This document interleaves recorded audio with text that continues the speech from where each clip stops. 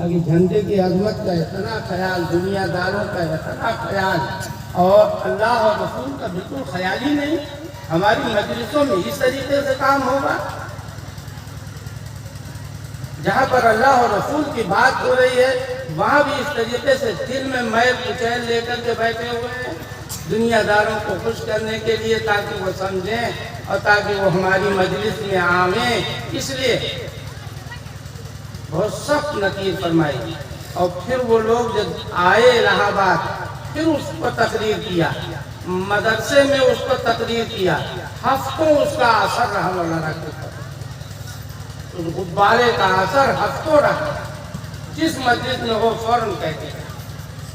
وہاں جانا ہوا، علماء کرام کے بیانات تھے، بڑے بڑے علماء کرام تھے، لیکن وہاں غبارے لگے ہوئے تھے. ہمارا اسلاف کا طریقہ کہاں رہا ہے؟ ہمارے اسلاف نے جو دین پیش کیا تھا وہ دین کہاں رہ گیا؟ اب جھنڈیوں میں دین رہے گا، اب غباروں میں دین رہے گا. ایسی مجلسوں میں علماء جائیں، وہاں بیانات ہوں، کیا اثر کرے گا؟ بہرحال یہ دو تین باتیں تھیں. میں نے یہ بزرگوں کے، تینوں بزرگوں کے اقوال بتلا دیا.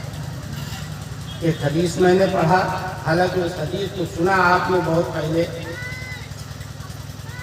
نبی پاک صلی اللہ علیہ وسلم نے فرمایا، من قرأ القرآن وعمل به البس والداه تاجا یوم القیامہ. جو قرآن پڑھے اور اس پر عمل کرے، البس والداه، اس کے والدین کو، اس کی ماں کو، اس کے باپ کو تاج پہنایا جائے گا قیامت کے دن. اور اس تاج کی روشنی کے بارے میں بیان کیا کہ سورج کی روشنی سے زیادہ وہ روشن ہوگا. یہ دنیا والا معاملہ ہوگا. پھر کہا کہ اگر وہ سورج تمہارے گھر میں ہو، فما ظنکم، تمہارا کیا خیال ہے کہ اگر وہ تمہارے گھر میں ہو تو کیا حال ہوگا؟ اور عمل اگر اس پر کرے تو پڑھنے پر سے عمل کیا ہے، آخرت میں اس پر اجر و ثواب کا کیا وعدہ اللہ کے یہاں ہے، کتنا ملے گا؟ بہت. والدین کو تاج ملے. اس تاج کے بارے میں بیان کیا کہ ایک موتی اگر اس تاج کا جو حشر کے میدان میں والدین کو پہنایا جائے گا، اگر ایک موتی اس میں کا دنیا میں ڈال دیا جائے تو ساری دنیا روشن ہو جائے، پوری دنیا روشن ہو جائے گی. اس کے مقابلے میں ان غباروں کی، جھنڈیوں کی، ان کمکموں کی کیا حیثیت ہوگی؟ کوئی حیثیت نہیں، خود بھی کوئی حیثیت نہیں.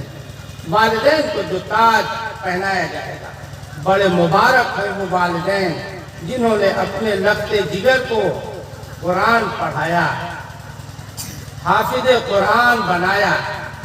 اللہ کرے کہ ان کے والدین کو اور تمام وہ لوگ جو اپنے بچوں کو قرآن پڑھاتے ہیں، حافظ قرآن بناتے ہیں، سب کو اللہ تبارک و تعالیٰ حشر کے میدان میں تاج پہنائے، اپنی رحمت کا جوڑا پہنائے. ہمارے حضرت والا ختم قرآن کے بعد عام طور پر ایک حدیث پڑھتے ہیں، اکرموا حملۃ القرآن. قرآن کے اٹھانے والے، قرآن کے پڑھنے والے مراد حافظ، وہی بچہ. اکرموا حملۃ القرآن، قرآن کے اٹھانے والے، قرآن کے پڑھنے والے کا اکرام کرو. اس نے آج اتنا بڑا کام کیا، اتنا بڑا کام کیا ہے کہ نبی فرما رہے ہیں اکرموا حملۃ القرآن، قرآن والے کا اکرام کرو. چنانچہ اس پر بار بار مولانا کی زبان سے سنا، حضرت مولانا پرتاپ گڑھی کی زبان سے بھی سنا. آتے تھے مدرسے میں، جس دن بچوں کا ختم قرآن ہوتا تھا پڑھتے تھے، اور حضرت کے کتاب عرفان محبت میں ایک شعر بھی لکھا ہوا ہے حضرت نے قرآن کی عظمت پر، اس کو پڑھواتے تھے، عام طور پر اس کو پڑھوایا کرتے تھے اور پڑھوا کر کے سنواتے تھے سب کو، اور سنوا کر کے اس کے بعد دعا کراتے۔ اکرموا حملۃ القرآن، قرآن والے کی عظمت کرو، اس کا اکرام کرو، اس کا اعزاز کرو، اور جب تم اکرام اور اعزاز کرو گے تو دوسرے لوگ اور دوسرے بچے بھی، ان کے بھی قلب میں یہ بات پیدا ہوگی کہ قرآن پڑھنا چاہیے۔ پھر مثال دیتے ہیں، بار بار مثالیں سنی ہیں، وہی ایک بات جو 100 بار گزری ہے زبانوں پر، زبان شیخ پر آ کر عجب معلوم ہوتی ہے۔ ان حضرات کی زبان سے سنا، کہا کہ دیکھیے دوسرے علوم کو پڑھانے والے جنہوں نے اپنے بچے کو انجینئر بنایا، جنہوں نے اپنے بچے کو پروفیسر بنایا، جنہوں نے اپنے بچے کو اعلیٰ تعلیمیں دلائی اور اونچے اونچے عہدوں کے طالب بنے، اور بڑے اونچے عہدوں کو انہوں نے حاصل کر لیا، ڈی ایم بن گئے، سیکرٹری بن گئے، اور کیا کیا عہدے ان کو حاصل ہو گئے، کہیں کے مینیجر بن گئے، کسی کمپنی کے مینیجر بن گئے، اور کہیں کچھ بن گئے، لیکن کام وہی بچہ آتا ہے جس کو حافظ قرآن بنایا۔ باپ کا انتقال ہو جائے،